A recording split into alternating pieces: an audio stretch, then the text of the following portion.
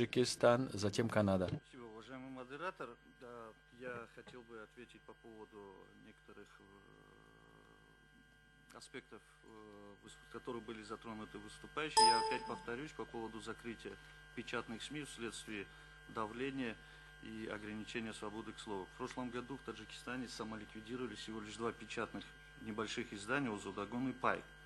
Данный процесс происходит именно, как я повторюсь, именно из-за развития электронных СМИ, что приводит к потере читателей и образованию долгов перед типографиями. То есть это естественный процесс, который происходит не только в Таджикистане, но и во всем мире. И что было отмечено здесь некоторыми выступающими на данной конференции, на многих конференциях по СМИ, по развитию СМИ. Следующий момент – это тезис о массовой миграции большого количества журналистов в Таджикистане. Я хочу отметить, что это не соответствует действительности. Да, существуют моменты, и за прошлый год, за два прошлых года Таджикистан покинули отдельные журналисты, несколько человек именно в поисках лучшего материального достатка. То есть они нашли работу в Европе и в других странах, то есть они хотят улучшить свой социальный статус. Спасибо. Thank you.